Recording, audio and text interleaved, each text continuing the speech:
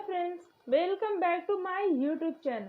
आशा करती हूँ कि आप सभी स्वस्थ एवं मस्त होंगे। चलिए तो आज की क्लास हम लोग स्टार्ट करते हैं। कल हम लोग पढ़ रहे थे फैंसी बुनाइयाँ, जिसमें हम लोगों ने पढ़ लिया था डॉबी बुनाई, जैकार्ड बुनाई और स्वीवेल बुनाई। आज हम लोग पढ़ेंगे उसी के आगे लिनो बुनाई। लिनो बुनाई जो है वो लिनो और गाज बुनाई शब्द एक दूसरे के ही पर्याय है, जो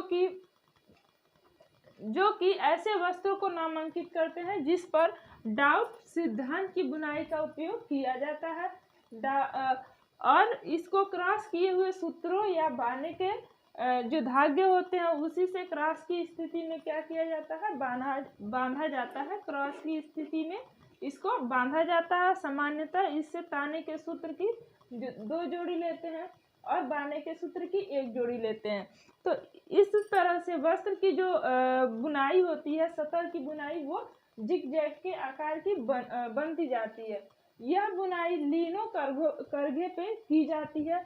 इसमें 2 हार्नेस की आवश्यकता होती है, जिसके माध्यम से इसकी बुनाई के लिए जब ये लिनो करघे पे बुनाया जाता है तो उसमें 2 हार्नेस लगे होते हैं और एक पिन के माध्यम से लिनो बुनाई किया जाता है।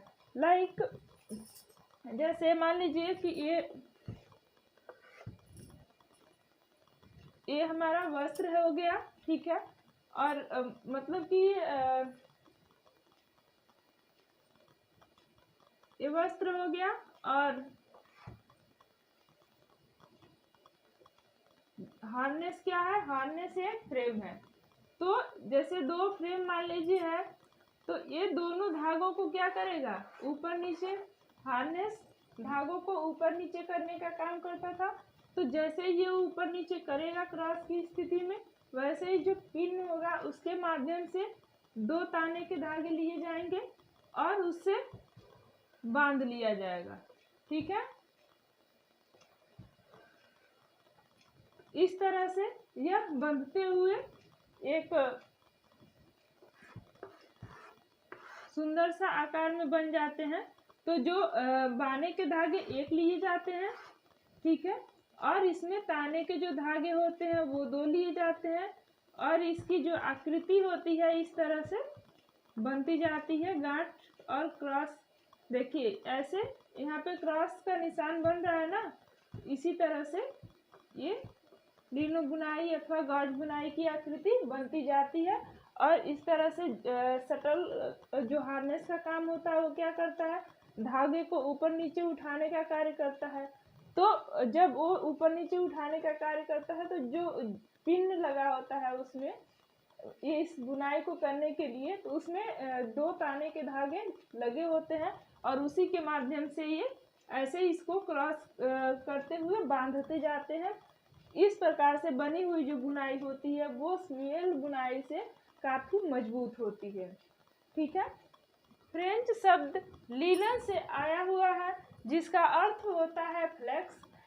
लिनो बुनाई से जो बने वस्त्र होते हैं वो मार्किसेटी, मच्छरदानी, धुलाई, फल एवं सब्जियों के थैले इत्यादि सभी इसी के अंतर्गत आते हैं। जब भी हमें लिनो अथवा गॉज बुनाई को याद करने का सबसे आसान ट्रिक यही है कि जो भी हम घर में मच्छरदानी यूज करते हैं तो उसको जब भी देखें तो माइंड में सेट एक बना लें कि इसका मतलब है कि इसमें लिनो बुनाई हुआ है। 8 आकार की बुनाई, जालीदार नुमा बुनाई है तो लिनो आकार की, या फिर जितनी भी थोड़ी जिसकी बुनाई घनी ना हो, जिसमें स्पेस ज़्यादा हो बुनाई में, दूरी, मतलब कि सादी बुनाई में क्या होता है कि पूरा घनी बुनाई होती है, सटी सटी। तो ये जो बुनाई होती है इसमें 8 आकार की जाली नुमा स्थिति बनी होती है। तो जितने भी जालीदार वस्त्र होते हैं वो सभी लिनो बुनाई के ही बने होते हैं, ठीक है। पॉलिएस्टर के मार्किसेटी वस्त्र जो होते हैं वो ग्लास पर्दे हेतु उपयोग में लाए जाते हैं। आजकल ग्लास पर्दे बहुत लगाए जाते हैं, यूज किए जाते हैं, तो वो पॉलिएस्टर के मार्किसेटी से बने हुए होते हैं, ठीक है। केसमेंट, ड्रेपरी, कभी कभी लिनो बुनाई नॉवेल्टी सूत्रों से भी बनाया जाता है। नॉवेल्टी सूत्रों का भी प्रयोग किया जाता है लिनो बुनाई के लिए। और इन सभी वस्त्रों की विशेषता यही है, मैंने बताया भी आप लोगों को, कि वस्त्र में पतलापन एवं खुलापन होता है। जिन भी वस्त्रों में खुलापन एवं पतलापन हो या फिर जालीनुमा दिखाई दे, वो सभी लीनो अथवा गाज बुनाई के ही उदाहरण हैं। ठीक है, क्लियर है। ये एग्जाम में पूछा जाता है कि लीनो शब्द किससे लिया गया है, तो लीनो शब्द लीलन से लिया गया है, जो कि फ्रेंच शब्द है और इसका अर्थ होता है फ्लेक्स। तो इसको आप लोग जरूर याद रखिएगा। ठीक है। अतिरिक्त सूत्र वाली बुनाई, जब पृष्ठभूमि में अतिरिक्त आकृति अथवा डिजाइन की आवश्यकता होती है तब इसको बनाया जाता है अलग से। इसमें धागे को प्रवेश करा करके अतिरिक्त सूत्र वाली बुनाई की जाती है। ठीक है। तो ये जो अतिरिक्त सूत्र वाली बुनाई है वो मुख्य रूप से दो प्रकार की होती है, अतिरिक्त बार्ब या ताने की बुनाई या फिर अतिरिक्त वेफ्ट या बाने की बुनाई। ठीक है। तो जो अतिरिक्त बार्ब अथवा ताने की बुनाई होती है, इसमें ताने के सूत्र को बीम में लपेटा जाता है और फिर हीडल से निकाला जाता है। फिर ये जो इससे जो डिजाइन तैयार होते हैं वो तैरते हुए दिखाई देते हैं, मतलब कि इससे डिजाइन जो तैयार होते हैं वो इस तरह से तैरते हुए दिखाई देते हैं, क्योंकि इसको ताने के सूत्र को बीम में लपेट करके और क्या किया जाता है कि जो पृष्ठभूमि, देखिए जैसे कि मान लीजिए ये पृष्ठभूमि तैयार है, ठीक है, और इस पे अतिरिक्त डिजाइन बनानी है, तो अगर ताने के सूत्र से बनानी है, अतिरिक्त ताने के सूत्र का प्रयोग करके डिजाइन बनानी है, तो बीम में अतिरिक्त जो भी ताने का सूत्र है उसको लपेट दिया जाएगा और इसी से हीडर्स के द्वारा प्रवेश कराया जाएगा। तो ये जो आकृति बनेगी वो इस तरह से तैरते हुए बनती जाएगी। ठीक है, क्लियर है। अतिरिक्त वेफ्ट या बाने के सूत्र की बुनाई, इससे जब छोटी आकृतियां बनानी होती है तब की जाती है। इसमें क्या किया जाता है कि जब छोटी छोटी आकृतियों के लिए ये उपयोग में लाया जाता है, तो जब छोटी आकृतियों की, यानी कि मान लीजिए इस तरह की आकृतियों की आवश्यकता होती है, तब बाने के धागे का प्रयोग किया जाता है डिजाइन बनाने के लिए। सतह बनकर के तैयार है, अलग से इसका प्रयोग करके, ठीक है, अलग से वेफ्ट यार्न का प्रयोग करके छोटी छोटी डिजाइन को बना लिया जाता है। तो ये हो जाती है अतिरिक्त वेफ्ट बुनाई। और पृष्ठभूमि तैयार है, अलग से तैरता हुआ डिजाइन बनाना है, तो ताने के धागे को नीडल से प्रवाहित करके इस तरह से तैरता हुआ डिजाइन बना लिया जाता है। तो इसी को अतिरिक्त ताना या अतिरिक्त बाना का बुनाई कहते हैं और ये अतिरिक्त सूत्र वाली बुनाई कही जाती है। नेक्स्ट है लैपेट बुनाई। लैपेट बुनाई का भी उपयोग डिजाइन बनाने के लिए ही किया जाता है। इससे भी छोटी आकृतियों के डिजाइन बनाए जाते हैं, किंतु इसमें जो डिजाइन बनाई जाती है वो कोड़ों के आधार पर बनाई जाती है, सीधे कोड़ के आधार पे इसकी जो संरचना होती है डिजाइन की उसके आधार पे बनाई जाती है। और यह जो बुनाई है इसको सुई के द्वारा वस्त्र में स्टिच किया जाता है। ठीक है, तो लैपेट बुनाई जो होती है वो कसीदा के ही समान होती है और लैपेट बुनाई के जो बने वस्त्र होते हैं वो स्वीयल बुनाई के वस्त्र से मजबूत दिखाई देते हैं, मजबूत होते हैं। और इसकी बुनाई जो की जाती है उसमें हमेशा ताने की दिशा को क्षैतिज दिशा में ही रखा जाता है।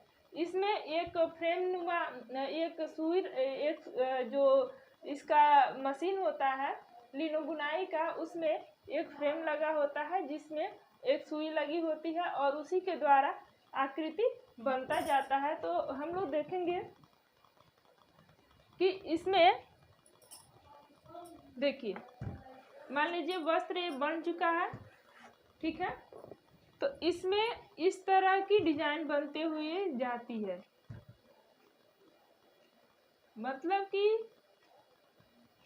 अगर सीधे कोड पे ये डिजाइन बनते हुए जाती है उसी को लेपेट बुनाई कहते हैं। और ये जो बुनाई होती है वो सुई द्वारा स्टिच करके बनाई जाती है। जैसे वस्त्र की सतह को पहले से ही तैयार कर दिया जाता है और उस पे, या फिर इसकी आकृति ऐसे भी हो सकती है। मान लीजिए जो भी आकृति होगी वो सीधे कोड पे ही होगी, ठीक है। फिर ऐसे छोटी छोटी डिजाइनें वस्त्र पे, उसको उसकी विशेषता को वस्त्र के बढ़ाने के लिए जो आकर्षक है उसको बढ़ाने के लिए ये डिजाइन बनाई जाती है लेपेट बुनाई। तो लेपेट बुनाई को सबसे सीधा सा आसान सा तरीका है याद करने का कि जिस डिजाइन के लिए सुई द्वारा धागे को वस्त्र में लपेट दिया जाता है उसी को लेपेट बुनाई कहते हैं। जैसे देखिए, मान लीजिए सुई धागा लेके और क्या किया जा रहा है, लपेटा ही तो जा रहा है सीधे सीधे एक कोड पे, स्टिच किया ही तो जा रहा है कोड कोड पे। तो यही हो जाती है लेपेट बुनाई। लेपेट यानी कि लपेट करके बनाया गया बुनाई। सुई में धागे को लपेट लिया और लेपेट डिजाइन बुनाई कर दिया, उसी को लेपेट बुनाई कहा जाता है, ठीक है। तो एग्जाम में ये पूछा जा सकता है कि लेपेट बुनाई किस बुनाई के समान होता है, किसके समान होता है, तो कसीदा के समान होता है, ठीक है। इस कौन सा डिजाइन है जो सुई द्वारा स्टिच किया जाता है, लेपेट।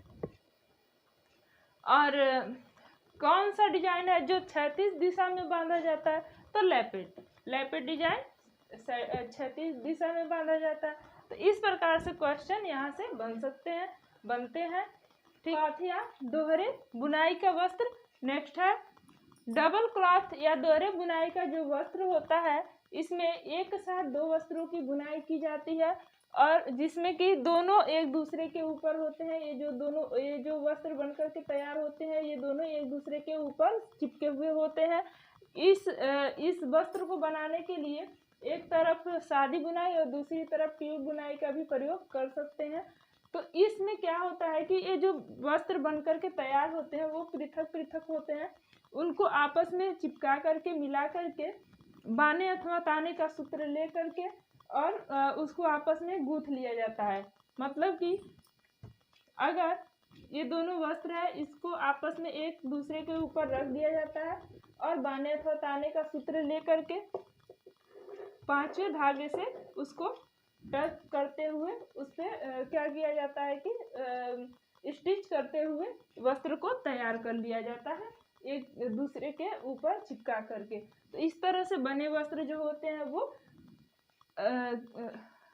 हमारे टॉवेल हो गए, स्वेटर हो गए और टोपी हो गए, ये सभी डबल क्लॉथ द्वारा बनाए गए वस्त्र होते हैं। इस तरह से बनाए जाते हैं। आप लोग देखे भी होंगे कि जो 2 in 1 करके आते हैं वस्त्र, जैसे अपहोल्स्ट्री के भी वस्त्र होते हैं, कुछ जो सजावटी वस्त्र होते हैं उनको भी इसी के माध्यम से बनाया जाता है। तो उसमें क्या होता है, उसको दोनों तरफ से हम यूज कर सकते हैं। क्यों? क्योंकि वो दोनों आपस में सटा करके दोनों की बुनाई अलग अलग होती है, बट और एक भी हो सकती है, लेकिन उसको हम दोनों तरफ से यूज इसलिए कर सकते हैं क्योंकि उसमें कोई उल्टा और सीधा नहीं होता है और वो दोनों तरफ समान रूप से दिखाई देते हैं, ठीक है। क्लियर है? के प्रकार डबल बुनाई मुख्य रूप से 3 प्रकार के होते हैं, वास्तविक दोहरे वस्त्र और दोहरे मुंह वाले या फिर डबल फेस वाले क्लॉथ, ठीक है। तो जो वास्तविक दोहरे वस्त्र होते हैं इस वस्त्र को एक ही करगे पर दोनों वस्त्रों को तैयार किया जाता है और इसमें एक ही साथ मतलब वस्त्र का निर्माण करते समय जब दोनों वस्त्र एक ही साथ बनाए जाते हैं उसी में से जो 5वां धागा होता है उसी से एक दूसरे से गूंथ करके टक करके तैयार कर लिया जाता है। मतलब कि वो आपस में वस्त्र को जोड़ता जाता है। जो 5वां सूत्र होता है, जैसे मान लीजिए कि ये सूत्र है ताने का और ये करगे पे लगा हुआ है और वस्त्र निर्मित हो रहा है, शटल द्वारा बाने का धागा प्रवेश कराया जा रहा है, दोनों वस्त्र एक साथ बन रहे हैं तो उसमें क्या करता है कि कुछ दूरी पर मतलब कि 1 2 3 4 सूत्र छोड़ करके जो 5वां सूत्र होता है वो आपस में गूंथ लिया जाता है। फिर इसी तरह से ऐसे 3 4 तक बुनता है कि 5वां सूत्र गूंथ ले। ऐसे क्या होता है, जो डबल ये वास्तविक दोहरे वस्त्र होते हैं, ये दोनों एक ही साथ चिपकते हुए, गूंथते हुए और तैयार होते जाते हैं। इससे जो बने वस्त्र होते हैं वो टोपी और स्कर्ट होते हैं। ठीक है। नेक्स्ट है दोहरा वस्त्र। दोहरा वस्त्र जो होता है, ये वस्त्र जो करघा होता है उस पे अलग अलग बुना जाता है और इसको क्रीस लॉक टाके द्वारा आवश्यकता अनुसार एक दूसरे से टक करके तैयार किया जाता है। तो इससे जो बने वस्त्र होते हैं वो ड्रेस, सूट, ब्रोकेटेल और मेटेडेसी वस्त्र बनाए जाते हैं। ठीक है। नेक्स्ट है डबल फेस वाला। तो डबल फेस वाला जो बुनाई होता है, इसको 3 सेट में 3 लेयर में तैयार किया जाता है और फिर उसको इस मतलब भारीपन के उद्देश्य से बनाया जाता है। जाहिर सी बात है, जब लेयर दर लेयर बढ़ता जाएगा तो इसमें भारीपन तो आएगा ही, तो इसको भारीपन के उद्देश्य से बनाया जाता है और इससे जो बने वस्त्र होते हैं वो कंबल, रिबन, अस्तर इत्यादि बन करके तैयार होते हैं। तो इस प्रकार से डबल क्लॉथ वाले जो वस्त्र होते हैं वो 3 रूप से बनाए जाते हैं। ठीक है, क्लियर है।